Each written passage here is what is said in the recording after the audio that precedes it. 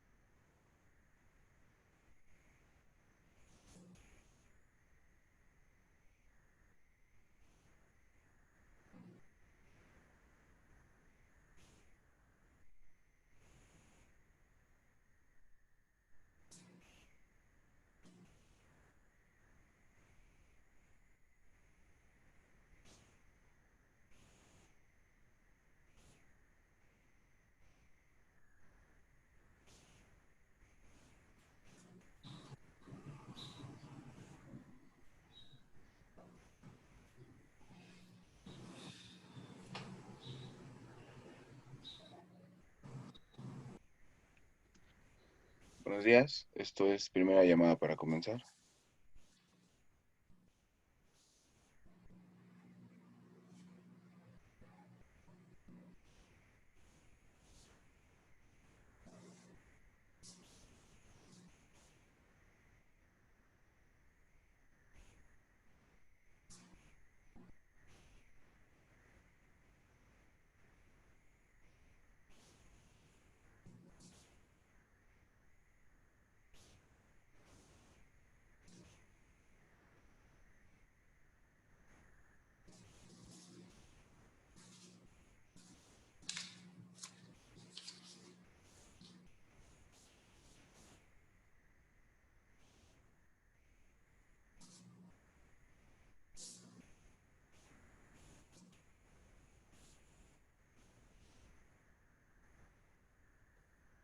Esto es segunda llamada.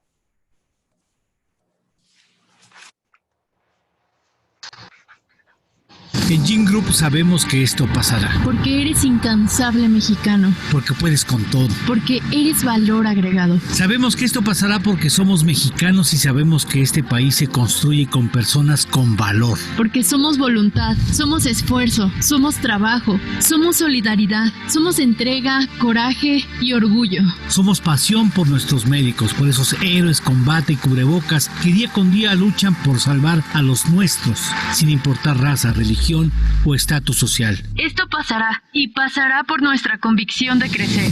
porque nuestra voluntad es más grande que cualquier reto que se nos presente. Gracias a la entrega y esfuerzo de quienes han jurado velar por nuestra salud, estamos seguros de que saldremos avante. Gracias a todos los doctores, enfermeras y enfermeros que han dado lo mejor de sí por mantener nuestra salud. Por hacer hasta lo imposible por salvar la vida de niños, jóvenes y adultos. Pues su labor incansable en estos momentos de crisis es fundamental. En Gin Group queremos decirles a todos, gracias. Muchas gracias.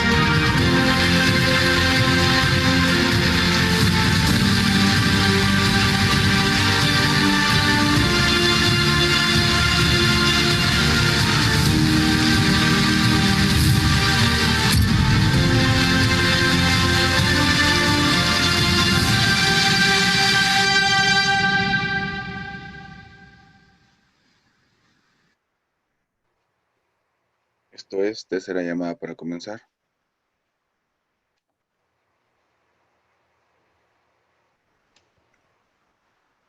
Bienvenidos a todos los participantes inscritos a este webinar de Gin Group Eugene.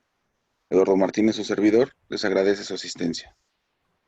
El tema de hoy es ¿cómo hacer eficiente mi plan de retorno laboral?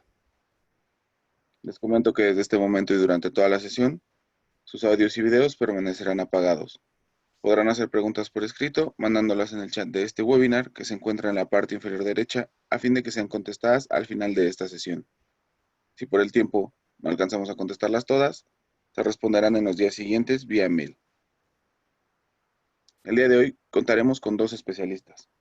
La doctora Elisa Sánchez García, médico cirujano, maestra en salud pública y epidemiología, y candidata al grado de doctor por el Instituto Nacional de Salud Pública, certificada por el Consejo Nacional de Salud Pública, con amplia trayectoria académica en el servicio público y privado. Autora de diversas publicaciones para el gobierno federal, actualmente se desempeña como Clinical Solution Specialist en LAPI. La doctora Jane Arrieta, médico cirujano de la Escuela Nacional de Estudios Superiores Iztacala UNAM, cuenta con una experiencia como coordinador médico y manejo del personal de salud ocupacional en Mondelez International, American Express y Ford Motor Company. Actualmente es gerente responsable del área de salud empresarial del API Laboratorio Médico. Durante esta sesión veremos los siguientes temas. Con la doctora Janet Arrieta, quien nos hablará sobre evaluación de estado de salud empresarial dentro del plan de retorno laboral efectivo, y la doctora Elisa Sánchez nos hablará de la detección oportuna de los casos de COVID-19 en colaboradores y la afectación de la productividad en caso de fallar en la correcta identificación de los casos de COVID-19, una vez iniciado el retorno laboral, así como el seguimiento pre, durante y post. Por último, la doctora Janet nos hablará del cumplimiento normativo ante las autoridades de salud. Muchas gracias, los dejo con las especialistas. Adelante, Janet. Muchas gracias, Eduardo. Pues la contingencia sin duda nos ha dejado pérdidas monetarias e incluso paro de labores de manera inmediata en muchas industrias. Es por ello que nuestro plan de continuidad y retorno al trabajo debe de ser efectivo, con el fin de que podamos impedir al máximo los posibles riesgos de contagio que lleven a la empresa nuevamente a un paro de labores de manera inmediata, tengamos recaídas en plena producción una vez que ya hayamos arrancado las actividades, y que finalmente tengamos un ausentismo laboral de manera descontrolada, ¿no? Entonces, la efectividad de este plan de trabajo nos debe de llevar a que nuestra economía se active de manera oportuna y de manera eficiente. Entonces, ¿cómo podemos lograr esto? La continuidad de retorno al trabajo, pues prácticamente tiene que estar dividido en dos etapas. En la primera etapa debemos de realizar un diagnóstico situacional de todo lo que tenemos dentro de nuestra empresa. Es a fin de preparar las instalaciones y todo nuestro plan de salud para poder recibir nuevamente a nuestros trabajadores y poder tenerlos en vigilancia médica a fin de que contemos con instalaciones que sean adecuadas para evitar algún contagio entre compañeros. Y en una segunda etapa debemos de haber instalado ya nuestro diagnóstico situacional, contemplando un retorno gradual, ordenado, de manera cauto y de manera segura. En esta etapa, pues también se tiene que visualizar todas aquellas personas que tengamos en un estado de vulnerabilidad, Estos pacientes pues hemos tratado con ellos y los hemos identificado como que son los pacientes que son con alguna enfermedad crónico-degenerativa, alguna dislipidemia, diabetes, hipertensión, algunos pacientes que ya tenemos identificados con cáncer, VIH, nuestras pacientes embarazadas, aunque no están enfermas, pero sí tienen algún grado vulnerable en cuanto a su bebé, o las compañeras que están en periodo de lactancia, ¿no? Entonces, ¿qué tenemos que hacer? Las definiciones y el alcance del diagnóstico situacional, pues tienen que evaluar diversos aspectos y primeramente debemos establecer un comité de diagnóstico dentro de la empresa. Este comité pues debe de estar conformado desde la dirección general, nuestra dirección operativa, el área de recursos humanos, que juega un papel muy importante porque, bueno, vamos a estar bajando información específica a nuestra gente de producción o a nuestra gente administrativa, toda la gente, los compañeros de gerencia, los supervisores y los trabajadores tienen que estar involucrados e informados de este comité. ¿Para qué? Tenemos que evaluar cambios en ingeniería. ¿Qué vamos a hacer en nuestras instalaciones? Quizá la instalación ahora necesite la colocación de algunas barreras de protección, algunas contenciones en nuestro comedor, dispensadores de gel, que estemos teniendo protocolos de sanitización de manera más frecuente. Debemos de contemplar también aquellos cambios administrativos, es decir, la modificación en la forma en que estamos trabajando. Quizá veníamos trabajando de manera presencial y de pronto nos vimos en la necesidad de hacer trabajo en casa y pues ya nos dimos cuenta que esto también está siendo efectivo. Entonces, estas políticas temporales que fueron instaladas por la contingencia, pues de alguna manera debemos de tener provecho sobre ellas. Debemos de hacer nuevamente un análisis a los puestos de trabajo también para determinar si el equipo de protección personal que le estamos dando a nuestra gente es correcto y está completo. También tenemos que estar pasando información y capacitación sobre temas de COVID y su comportamiento en nuestro país. Nuestra gente finalmente pues se mueve también aparte de nuestra empresa, pues tenemos una vida ordinaria dentro del supermercado, dentro del transporte público, las escuelas. Entonces ahora con esta nueva normalidad tenemos que adoptar ciertas conductas que nos lleven hacia el cuidado de manera preventiva en todos los aspectos de nuestra vida. Y también en nuestra empresa tenemos que estar realizando la promoción a la salud, el cual contemple la vigilancia médica. Hablábamos acerca de nuestros pacientes vulnerables. Estos pacientes vulnerables pues finalmente fueron los primeros que salieron de nuestra empresa desde que se declaró la contingencia médica y que de alguna manera pues quizá estaban ocupando un puesto esencial dentro de nuestra producción o dentro de nuestras áreas administrativas y pues ahora nos hemos quedado sin ellos, ¿no? Entonces, todas las situaciones de promoción a la salud deben de llevar una relevancia hacia la vigilancia médica, pudiendo tener un control y un seguimiento de nuestros trabajadores. ¿Cómo considerar las prioridades de este comité o de este plan de retorno al trabajo? Pues el mismo comité debe de estar haciendo la evaluación de los procesos sustantivos que nos lleven a salvaguardar nuestra producción, pero que también nos lleven a salvaguardar el estado de salud de nuestros trabajadores. Tenemos que identificar todos los servicios esenciales dentro de nuestro trabajo, aquellas personas que forman parte de un puesto clave dentro de la empresa o dentro de la producción. Tenemos que identificar también aquellas acciones que nos lleven a la continuidad o a la pronta recuperación económica dentro de la industria y para esto tenemos que identificar al personal disponible y en qué momento vamos a determinar poderlos regresar a trabajar. El área de salud ocupacional definitivamente aquí juega un papel súper importante porque es el que nos va a ayudar a priorizar las necesidades de las evaluaciones médicas, tomando en consideración que en la continuidad y el retorno al trabajo pues debe de ser eficiente, comentábamos, escalonado y de manera segura, pero también contando con que nuestra gente regrese en buenas condiciones de salud, ¿no? Tenemos que establecer un filtro sanitario al ingreso y al egreso de cada trabajador, está realizando entrevistas médicas a fin de poder identificar síntomas de sospecha para casos de COVID, identificar a las personas vulnerables que tienen más alta probabilidad de contagio, poder tener la identificación de casos confirmados, sospechosos, y saber qué hacer con ellos. Los vamos a aislar, les vamos a dar incapacidad, les vamos a dar un permiso, los vamos a mandar al IMSS por temas de una complicación mayor. Y sobre todo debemos de contar con que nuestros exámenes médicos estén con resultados confiables a través de pruebas de laboratorio. Hemos escuchado hablar de diversas pruebas en el mercado acerca de COVID o acerca de pruebas rápidas y demás. Ha sido un tema controversial sobre listas de laboratorios autorizados, ahora no autorizados y demás, y aquellas pruebas que pueden ser hasta ficticias, ¿no?, dentro del mercado. Pero finalmente tenemos que acercarnos siempre con algún laboratorio que sea confiable, que esté certificado, que nos pueda dar diagnósticos correctos, certeros y en poco tiempo. Además, tenemos que seleccionar el equipo de protección personal para nuestra gente, de acuerdo a los factores de exposición y a algunos otros agentes biológicos.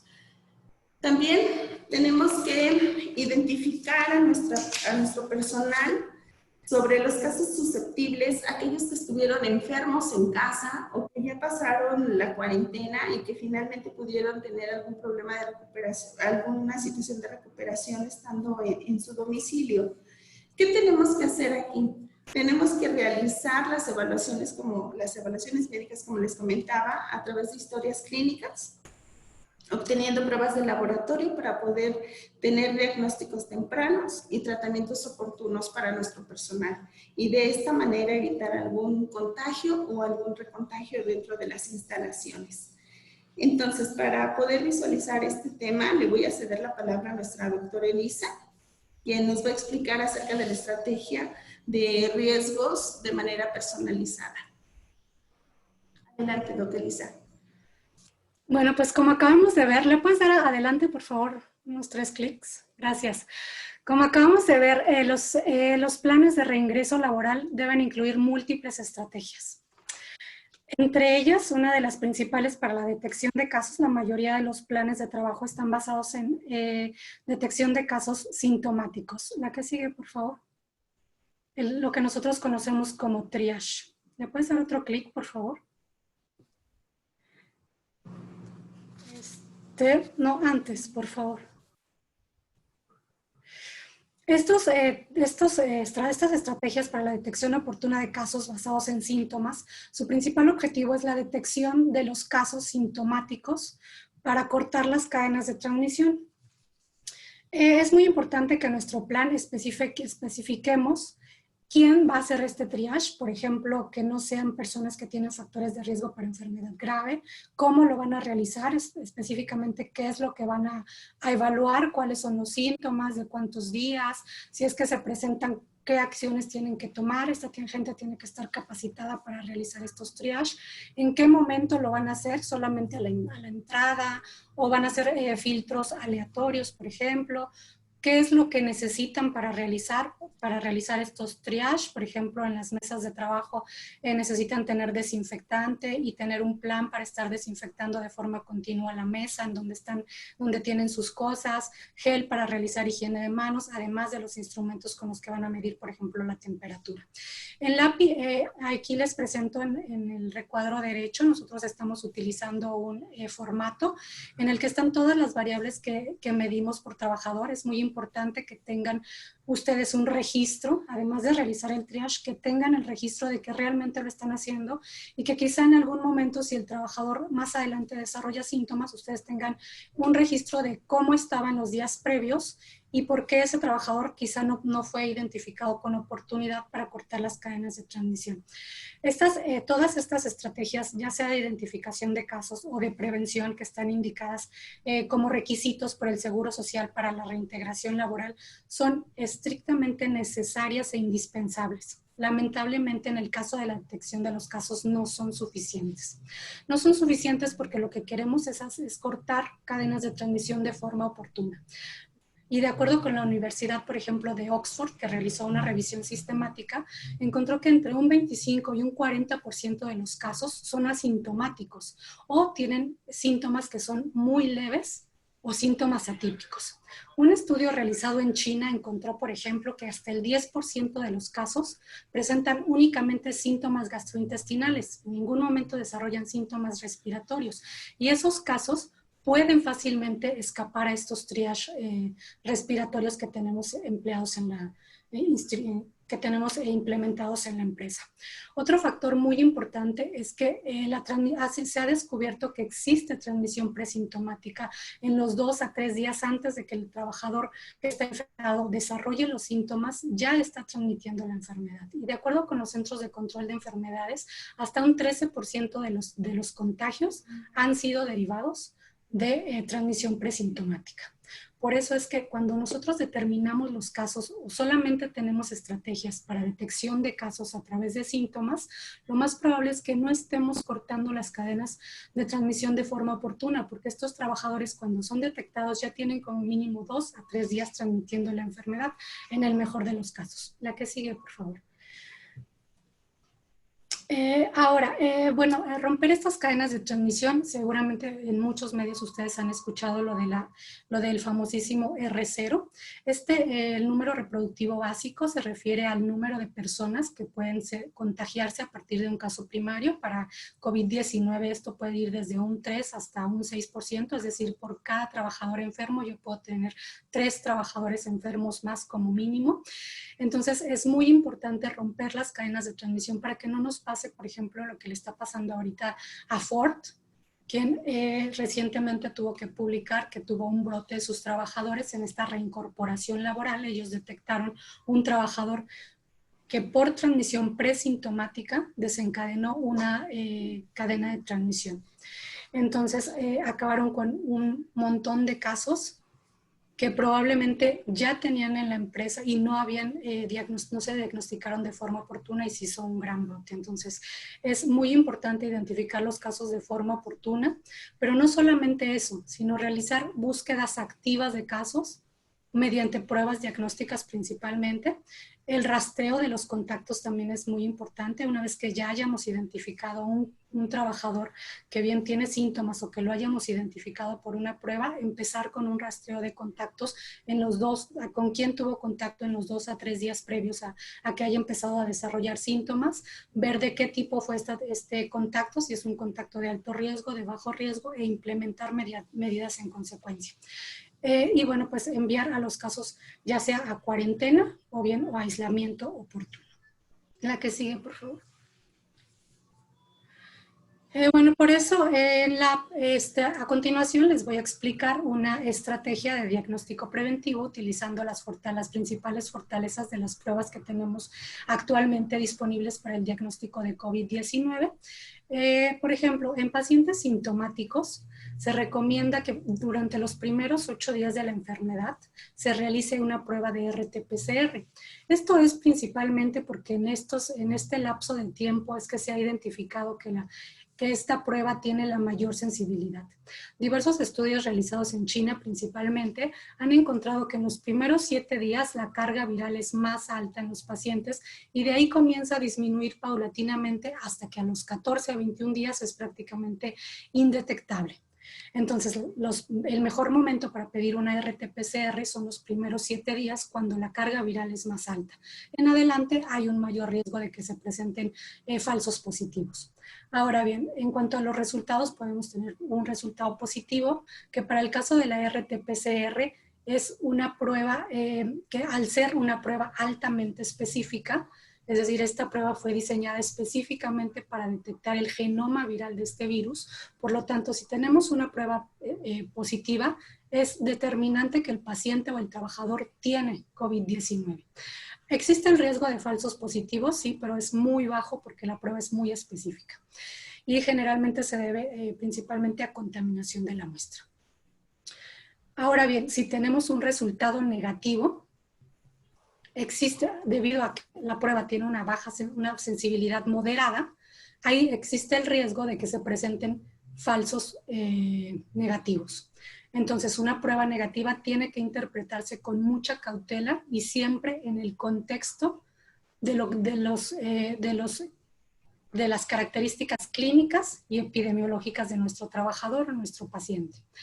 Entonces, si nosotros tenemos una alta sospecha, este trabajador es un trabajador que tuvo una exposición de alto riesgo con un caso confirmado, está en una zona de alta transmisión, esto implica que tiene una alta probabilidad de que tenga la enfermedad y la prueba sale negativa. Eso no implica que necesariamente que el trabajador no tiene la enfermedad.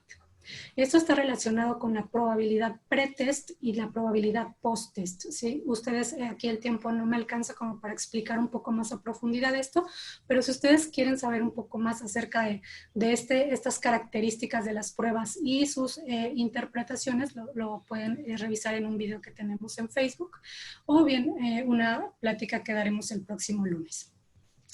Entonces, una prueba negativa, lo ideal es interpretarla en este contexto de los trabajadores y podemos, por ejemplo, con base en esto, tomar una decisión si repetimos la prueba o si por seguridad enviamos, la probabilidad es muy alta de que este trabajador tenga COVID-19, lo enviamos directamente a aislamiento.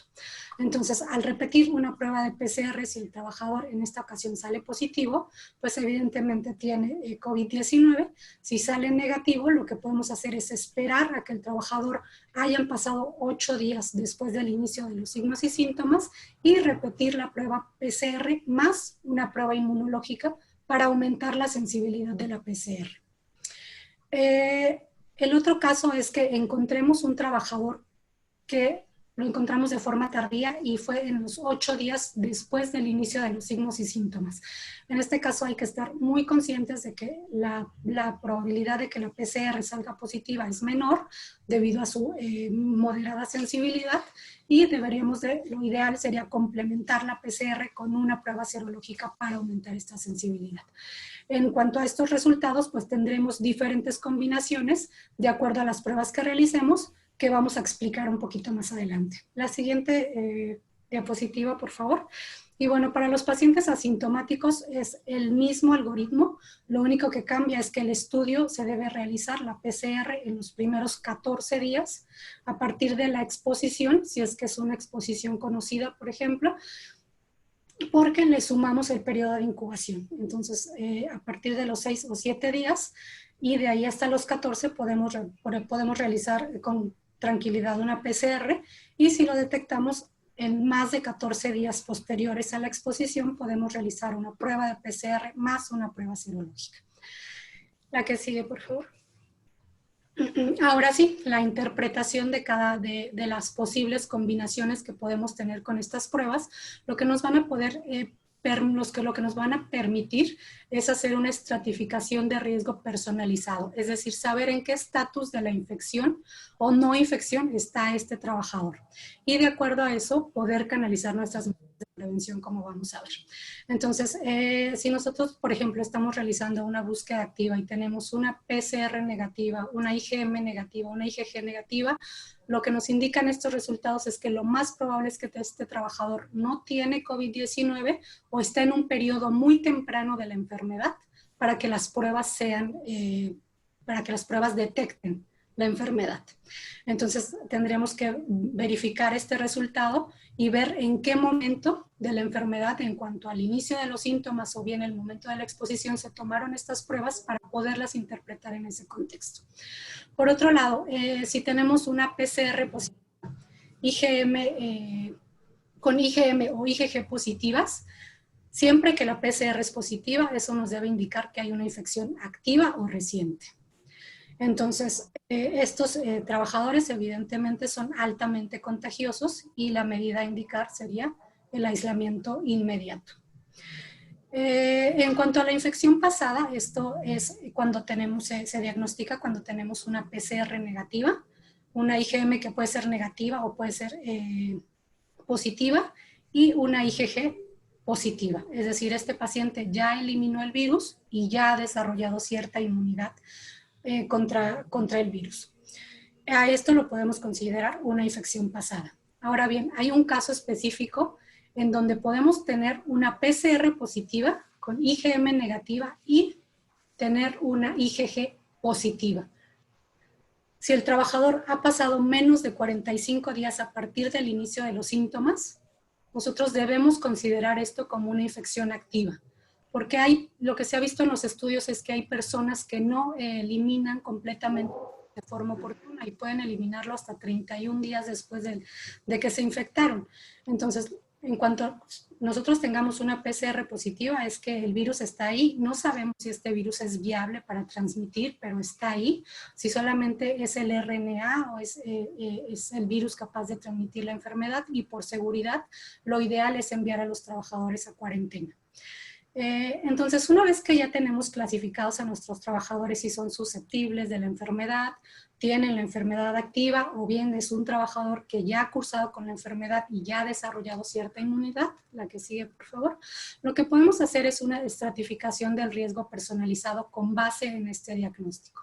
Entonces, con base en estos tres grupos que nosotros hemos establecido, susceptibles, infectados y recuperados, tendremos que, por ejemplo, los susceptibles habrá que subestratificar en si los susceptibles son de alto riesgo para presentar enfermedad grave, tienen alguna de estas condiciones que los predisponen como diabetes, hipertensión, obesidad, etcétera, inmunodeficiencia, o bien son susceptibles de bajo riesgo, que no presentan, de bajo riesgo para enfermedad grave, que no presentan ninguna de estas condiciones, personas jóvenes y que pueden transitar la enfermedad con mayor probabilidad de que sea de leve a moderada.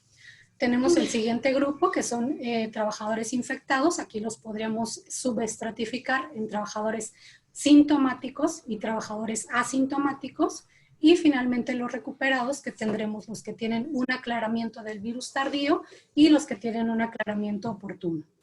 Ahora, en cuanto a las medidas de prevención, pues los susceptibles de alto riesgo, por ejemplo, evidentemente tienen que estar en cuarentena el mayor tiempo posible, por lo menos si su trabajo se puede hacer home office, perfecto, y si no, por lo menos tienen que estar en cuarentena hasta que el semáforo esté en verde.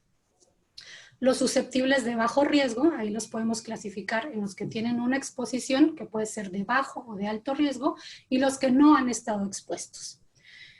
Los que han estado expuestos, sobre todo los que han tenido una exposición de alto riesgo, una exposición de alto riesgo son los que han tenido un contacto con un caso sospechoso confirmado sintomático que es de más de 10 minutos, por un lapso de más de 10 minutos sin ninguna protección facial, es decir, alguna protección ocular o un cubrebocas. Estos trabajadores, por seguridad, deberían ir también a cuarentena. Ahora tenemos los infectados, esos definitivamente tienen que ir a aislamiento domiciliario y sean sintomáticos o sintomáticos. Y después tenemos los recuperados, los que tienen un aclaramiento tardío deben permanecer en aislamiento domiciliario hasta que se confirme que el aclaramiento total se completó, y vamos a ver cuál es esto un poco en los criterios de reincorporación laboral más adelante, que uno de ellos es realizar una PCR antes del reingreso laboral, de acuerdo a los criterios de los Centros de Control de Enfermedades de Estados Unidos. Y tenemos a los que han tenido un aclaramiento oportuno del virus y han desarrollado cierta inmunidad. Estos pueden regresar a realizar sus labores habituales de forma presencial, si eso es necesario, obviamente cumpliendo las medidas de prevención y de control que están indicadas para todos los trabajadores, para toda la prevención, porque en este momento no tenemos la certeza de que el detectar inmunoglobulinas sea determinante de una protección contra una reinfección, aunque la mayoría de la evidencia apunta hacia que realmente hay una protección. Lo que no sabemos específicamente es cuál es el lapso de duración de esta protección y con qué cantidad de anticuerpos podemos decir que los trabajadores están realmente protegidos. Eso es lo que no se sabe. Sí se desarrolla cierta inmunidad, hay estudios que apoyan eso, principalmente porque las cargas virales disminuyen en cuanto se empiezan a aumentar los anticuerpos. Utilizamos el suero el plasma convaleciente para tratamiento de pacientes en estado crítico. Estudios realizados en monos SARS-CoV-2, en monos rhesus, han visto que los anticuerpos que quedan son neutralizantes. Sin embargo, estos estudios en monos y no se ha realizado en humanos, pero sí existe como diversa evidencia de que hay cierta inmunidad. Lo que no sabemos es por cuánto dura. Los estudios que se han realizado, por ejemplo, para SARS-CoV, Dice, para este virus específicamente ha durado 1 a 2 años. Para MERS, que también es un pariente muy cercano de SARS-CoV-2, ha durado más de 3 años. Entonces está como en estudio todavía esta duración, pero sí hay, los estudios actuales apoyan a que hay cierta inmunidad. Ahora, hay que considerar que estos estados son transitorios. Un trabajador no siempre va a ser susceptible, no siempre va a estar infectado y bueno, ellos van a estar transitando de infectados a recuperados. Aquí lo importante es que ustedes van a saber en qué momento este trabajador está infectado, cumple su cuarentena, lleva a cabo el protocolo o las pruebas para un regreso laboral seguro y lo podemos considerar cuando lo podemos considerar un trabajador recuperado para que reingrese con las medidas de prevención a los puestos de trabajo. Y realmente este tipo de estratificación solamente nos dejaría con los trabajadores que no están expuestos y que son de bajo riesgo, como para saber cuál es nuestra población de mayor alto riesgo y en la que tal vez podríamos estar vigilando, monitoreando de forma más continua, más estrecha y en donde hay una mayor probabilidad de que se nos presentaran los brotes. La que sigue, por favor. Ahora, bueno, esta información no solamente nos sirve, como les acabo de comentar, para identificar los casos de forma oportuna, sino además para el control de los brotes, ya que si identificamos los casos de forma oportuna, también podremos detener las cadenas de transmisión e evitar los brotes al interior de nuestra empresa. Lo primero que tenemos que hacer en nuestro plan en términos de control de brotes es establecer con cuánto nosotros vamos a considerar un brote. Yo diría que lo ideal es que con un solo caso se considerara un brote, pero eso lo determinarán de acuerdo a las características de su organización, en cuanto pueden determinar que con un brote de 5 trabajadores en la misma área, 10 trabajadores, o cuántos ustedes considerarían que puede ser un brote. Para mí lo ideal es un trabajador, porque un trabajador puede contagiar a 3 y esos 3 se nos hacen 6 y esos 6 se nos hacen 12. Entonces esto lleva a una velocidad muy alta. Recién estaba viendo una entrevista con el director de prestaciones médicas del IMSS, en donde identificaron, de hecho hay un artículo publicado de periódico, una nota, en donde dice que una farmacéutica pasó de tener 2 casos a 160 en un lapso muy corto de tiempo. Bueno, esto prácticamente les estalló en la cara. Y bueno, esa es la importancia de detectar oportunamente los brotes, porque al final esto impacta en la percepción de seguridad de nuestros trabajadores y en nuestra cultura organizacional. Una vez identificados de forma oportuna estos trabajadores que tienen la enfermedad, pues podemos implementar medidas para rastrear los contactos y también enviarlos a cuarentena, realizar búsqueda activa e intencionada de casos. Por ejemplo, si se presentó lo tenemos muy concentrado en una área, pues saber cuáles son los contactos, cuáles son los trabajadores que estuvieron expuestos y poder buscar nuevos casos. En esta nota que les menciono de Ford también, ellos mencionan que derivado de este brote hicieron una búsqueda activa mediante pruebas de laboratorio y adicional a los casos que ya tenían confirmados, se encontraron otros 3 casos que eran asintomáticos y que tenían ya la infección y oportunamente los pudieron enviar a su domicilio. Esto es muy importante, que una vez que ustedes detecten solamente un caso de COVID-19, revisen las medidas de prevención. No se trata de buscar culpables, quién no cumplió. Se trata de buscar cuáles fueron los procesos que no se cumplieron correctamente. No personas, busquemos procesos. Porque además eso genera una confianza en nuestros trabajadores de que ellos pueden decir si omitieron alguna de las medidas de prevención, y esto nos puede pasar a todos. La verdad es que la nueva normalidad no es algo que está ya dado por sentado. La nueva normalidad es algo que estamos construyendo cada uno de nosotros día a día y que nuestros trabajadores van a estar construyendo día a día. Acostumbrarnos a tener un cubrebocas, una careta, la verdad es que no es fácil para nadie. Realizar la higiene de manos en todos los momentos y en la técnica correcta, son hábitos y costumbres y eso tarda tiempo en desarrollarse y como trabajadores de salud laboral tenemos que tener mucha paciencia y entender que en este proceso va a haber omisiones y eso es normal. Lo importante es identificarlas y aplicar las medidas correctivas a nuestro plan de trabajo para entrar en un ciclo de mejora continua que nos permita ir mejorando paulatinamente nuestro trabajo hasta que nos lleve a un cumplimiento efectivo y una disminución de la transmisión y de los casos. Esto es un proceso largo, esto es algo que no se va a acabar en meses, la epidemia va a estar con nosotros por lo menos 2 o 3 años, y no es que no sale una vacuna antes, entonces tenemos que esto es un trabajo a largo plazo. Tenemos que tener mucha paciencia. La que sigue, por favor. Ahora, bueno, en esta les presento qué es lo que tenemos que hacer ante un trabajador que ha resultado que es confirmado o bien que es un caso sospechoso o en estudio. En LAPI, por ejemplo, nosotros dividimos a los trabajadores en si tienen una exposición de alto riesgo, que es la que les comentaba, más de 10 minutos sin protección, o una exposición de bajo riesgo, y de acuerdo a su estado de salud, si el trabajador es asintomático o sintomático, en la mayoría de los casos, si tienen una exposición, hay que enviarlos a cuarentena.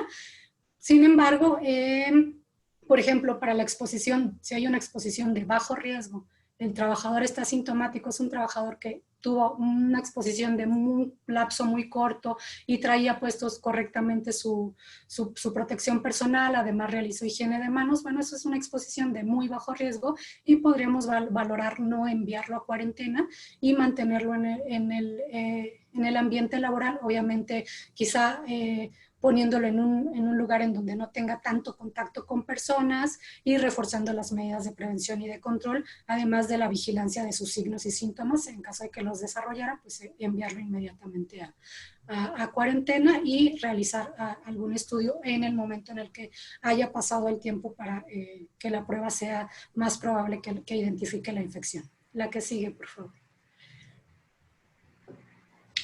Ahora, hay, de acuerdo a los Centros de Control de Enfermedades de Estados Unidos, los principales criterios para la reincorporación laboral de un trabajador que ha sido detectado ya sea con una exposición de alto riesgo o con una enfermedad confirmada o en estudio.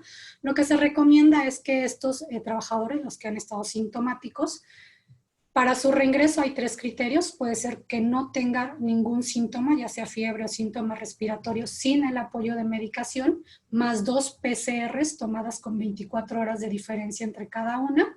También puede ser después de 72 horas desde la resolución de la fiebre y ausencia de los síntomas sin el uso de medicación, o bien después de 14 días después de la aparición de los síntomas. En estos dos, obviamente, pues tenemos un poco menos de certeza en cuanto a si el trabajador eliminó efectivamente el virus y pues ya no es un transmisor de la enfermedad. Pero también lo podemos hacer en un ambiente en donde pues no tenemos acceso a las pruebas diagnósticas. La que sigue, por favor. Y en trabajadores, ¿me pasas la que sigue, por favor? ¿Me pasas la que sigue?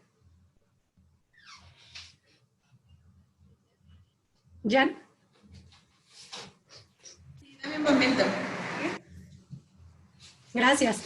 En trabajadores asintomáticos, ya sea confirmados o bien porque han tenido, no, la anterior, exacto, o bien porque han tenido un contacto, hay 2 criterios, también con los Centros de Control de Enfermedades, y es 2 pruebas PCR negativas tomadas con 24 horas de diferencia cada una, o bien después de 14 días desde la fecha, desde su primera prueba de diagnóstico de COVID-19. Ahora es muy importante que una vez que nosotros ya hayamos detectado que este trabajador ha cumplido con los requisitos para su reincorporación laboral, lo continuamos monitoreando por un lapso por lo menos de 14 días ante la probable recurrencia de síntomas respiratorios, y esto no se ha reportado en ningún estudio que haya reinfección. Los pocos que se han reportado lo que dicen es que es probable que hayan sido falsos negativos de la PCR. Entonces, pero lo ideal es que lo sigamos monitoreando ante esta probabilidad de que haya presentado un falso negativo. El que sigue, por favor. Y bueno, este monitoreo debe consistir en la vigilancia del trabajador, de decirle que si él llegara a sentir alguna molestia, de presentar fiebre, malestar, tos seca, los síntomas sugestivos de COVID-19, informe oportunamente a sus sus colaboradores de salud ocupacional para que se le pueda realizar una prueba nuevamente de PCR para COVID-19. Y bueno, como el trabajador es sintomático, lo ideal es que en este caso procedamos con el aislamiento domiciliario. Y bueno, con base en los resultados de las pruebas podemos hacer, si este trabajador sale positiva, pues se queda en aislamiento y entra nuevamente a este protocolo de atención o de evaluación para trabajadores confirmados. Y si el resultado sale negativo, pues podríamos tomar otras medidas, como por ejemplo enviarle una prueba de panel respiratorio como diagnóstico diferencial de otro tipo de padecimiento respiratorio, sobre todo en el contexto de que en 4 meses estaremos entrando prácticamente a la temporada de influenza, y COVID-19 no solamente va a complicar la temporada de influenza, sino además va a dificultar mucho su diagnóstico. Y bueno, en estudios que se han realizado se ha observado que hasta un 20% de los casos de COVID-19 tienen coinfección con otros síntomas respiratorios. Entonces, en este caso, aunque la prueba salga negativa, lo ideal es que este trabajador continúe su periodo de cuarentena hasta los 14 días, porque no queremos que tampoco nos transmita influenza, ¿cierto? Y bueno, un punto muy importante que ustedes deben considerar ingresar a su plan de reincorporación es empezar a revisar el cumplimiento con la vacunación, las coberturas de vacunación en su empresa de influenza principalmente, para que no haya una sinergia en el momento en el que empecemos con la temporada de influenza, entre influenza y COVID-19, y entonces tengamos brotes de influenza y brotes de COVID-19. Y bueno, en caso de que en este lapso de periodo de tiempo de 14 días que estamos evaluando al trabajador no presente ningún síntoma respiratorio, lo ideal es que este trabajador continúe con su jornada laboral normal y bueno, aplicando las medidas de prevención para la población general hasta que no tengamos una certeza de que realmente existe una inmunidad una protección ante la reinfección. La que sigue, por favor.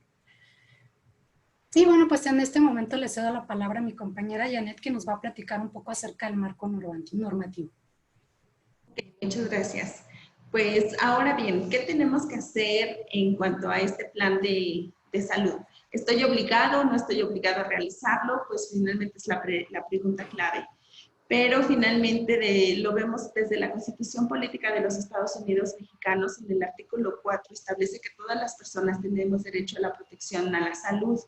También está basado todos esos lineamientos de seguridad y salud en la Ley Federal del Trabajo, donde obliga a todos los patrones a tener cumplimiento sobre las disposiciones de los reglamentos, las normas o los lineamientos publicados en el Diario Oficial de la Salud en materia de seguridad y salud. Pero también vemos que en esta Ley Federal del Trabajo se establece que las empresas por arriba de 100 trabajadores debemos de contar con un servicio médico de atención.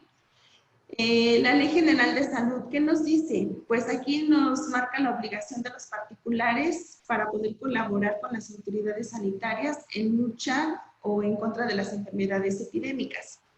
La Ley del Seguro Social también nos establece que con el propósito de proteger a nuestra población en cuanto a enfermedades de transmisión, debemos de tener acciones también de manera conjunta y de manera oportuna. Y finalmente el Reglamento Federal de Seguridad y Salud, con la última modificación que tuvimos, pues también nos dice que debemos de cuidar a nuestro personal en cuanto a factores de riesgo biológico.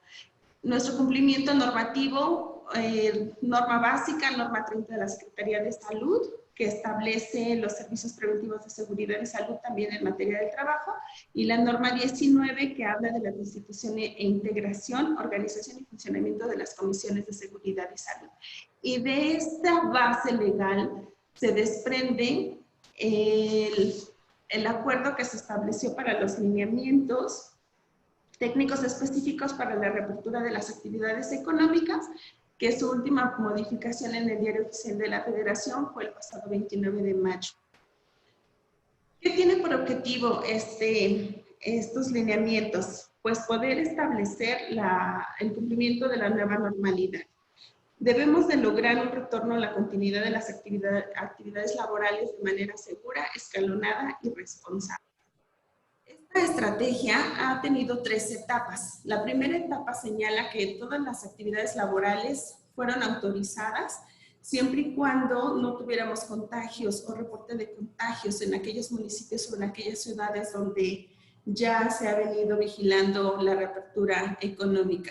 En la segunda etapa fueron consideradas las empresas como esenciales y actualmente se sumaron la de la construcción, la minería y aquellas de la fabricación del equipo de transporte.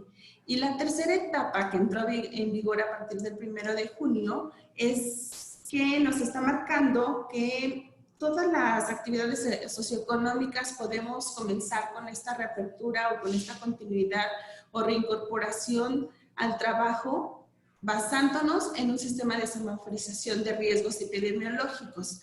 En esta etapa también finalmente estas empresas podemos reiniciar las operaciones siempre y cuando comencemos a implementar todos los lineamientos señalados en esta publicación respecto a las medidas de seguridad y salud y pues podemos registrarlo en la plataforma del IMSS. Esta plataforma actualmente ya nos está dando una autorización o no de poder tener una reapertura. Tú lo declaras a decir verdad de cómo está tu diagnóstico situacional, en qué condiciones estás regresando a trabajar, pero si eres sujeto de inspección. Aguas con esto, porque aunque nosotros subamos diciendo que todo lo tenemos bien, que todo lo tenemos implementado de manera correcta, todas las empresas somos sujetas a inspección. ¿Qué puede pasar si alguno de nuestros trabajadores se inconforma? Pues que recibamos una inspección extraordinaria en estos momentos y debemos de abrir la puerta a las autoridades y mostrar las evidencias que estemos teniendo, ¿no? ¿Qué tengo que hacer para poder determinar la categorización de mi centro de trabajo? Pues primeramente identificar si mi actividad es esencial o no. En esta publicación de lineamientos hay una serie de giros empresariales para poder identificar en cada uno de ellos. También trae una tabla de nivel de riesgo epidemiológico señalándolo como máximo, alto, intermedio, cotidiano y de ahí poder desprender aquellas actividades para poderte calificar si tienes un riesgo alto de contagio o no. Debo también identificarme como tamaño de empresa, es decir, si mi empresa es una micro, pequeña, mediana o grande empresa para poder contestar entonces la cédula correspondiente. Y finalmente tengo que evaluar las características internas. En este punto hemos estado tocando acerca del personal en cuanto a la vigilancia médica, las condiciones de salud en que los vamos a regresar, toda la vigilancia que les vamos a dar de continuidad para evitar que nuestra gente se vuelva vulnerable. Y también el cumplimiento de las instalaciones que debemos de tener en materia de seguridad y salud. Bueno, este plan de vigilancia y continuidad o retorno al trabajo, pues debe de ser supervisado. Es esencial que todas nuestras actividades que estemos plasmando por el Comité de Seguridad y Salud, pues sean supervisadas. Si no, solamente se van a quedar en papel, no vamos a tener ningún tipo de reporte o ningún tipo de mejora en cuanto a situaciones muy básicas, como por ejemplo verificar la provisión constante de agua, jabón y toallas desechables en los baños, publicar nuestra correcta técnica de lavado de manos, poder otorgar dispensadores de gel con solución de alcohol al 60% y los tapetes sanitizantes. Todas estas medidas en general que vemos publicadas y que ahora vamos a instalar dentro de nuestra empresa, pues tienen que ser supervisadas a fin de que no nada más se queden, insisto, ahí en papel o que se queden como por cumplimiento, que nuestra gente tenga un riesgo de estarse contagiando porque pues solamente se quedaron ahí, nadie las supervisó. También debemos de monitorear todas las disposiciones que establezcan las autoridades a fin de poder modificar las acciones en nuestro plan de trabajo y poder estar actualizados, porque quizá nos quedemos con versiones anteriores de los lineamientos de seguridad y salud y ahora ya estamos en cumplimiento de otro siguiente requisito y no lo visualicemos, ¿no? También debemos de llevar un registro y seguimiento del personal en resguardo. Es decir, todos aquellos casos médicos que estemos detectando como casos sospechosos, casos de contacto o casos confirmados, o sea, ¿qué está pasando con nuestra gente? ¿Dónde están? ¿Están en su casa? ¿Están en el IMSS? ¿Están hospitalizados? ¿Están en un particular? ¿O están reincorporados a nuestras actividades? ¿Qué está pasando con ellos? y debemos establecer un seguimiento de estos casos a fin de que ninguno de nuestros trabajadores se pierda en la vigilancia médica y podamos tener la correcta vigilancia y reporte ante las autoridades en caso de incapacidades o en caso de fallecimiento, lamentablemente, ¿no? La conclusión de nuestra charla, pues finalmente nos indica que la pieza clave de nuestro programa es tener un plan de salud considerando todas las condiciones médicas de nuestros trabajadores. Puede ser el trabajador sano, puede ser el trabajador con alguna comorbilidad que en este momento nos sea más riesgoso de que sea contagiado por COVID y entonces nos genere ausentismo laboral. También debemos de romper las cadenas de transmisión y evitar los brotes dentro de la empresa. Para esto, pues, hemos trabajado respecto a la realización de las historias clínicas, realizar nuestro filtro sanitario, basarnos en los exámenes de laboratorio como una herramienta clave para poder identificar los diagnósticos oportunos y tomar decisiones médicas de manera adecuada. Con los resultados de nuestros exámenes médicos, pues debemos de realizar un análisis bioestadístico también de nuestra población a fin de que podamos darle continuidad en los monitoreos de salud a través de las campañas enfocadas ya a los riesgos que hemos encontrado. Durante el año tenemos diversas campañas de salud, traemos vacunación o traemos el programa de Prevenims o hacemos ferias de salud, pero ahora estas tienen que estar muy enfocadas a los riesgos de mi población. Si tengo pacientes diabéticos, traigo una campaña en relación a diabetes, nutrición, sobrepeso, dislipidemias, etc. La salud reproductiva también es muy importante en esto, ya que platicábamos que nuestras mujeres embarazadas fueron también catalogadas como vulnerables y también tuvieron que salir de nuestras áreas productivas. Entonces, la finalidad es tener un plan de salud que considere todas estas condiciones médicas para que podamos tener un retorno o una continuidad laboral de manera efectiva, segura y vigilada, que nuestra gente se sienta en la total confianza de reportar los casos o síntomas que esté presentando en ese momento y evitemos algún brote o algún contagio entre compañeros y nos lleve nuevamente a un paro de labores o a la suspensión total de nuestras actividades. Evaluar, vigilar y controlar debe de ser la pieza clave para la reincorporación efectiva en cada uno de nuestros colaboradores y así alcanzar eficientemente la productividad que estamos deseando desde hace meses y sobre todo proteger los estados de salud de nuestra gente. Y nada más. Eduardo. Muchas gracias, doctoras, por tan excelente exposición. Estamos seguros que a los asistentes nos ha sido de mucha ayuda.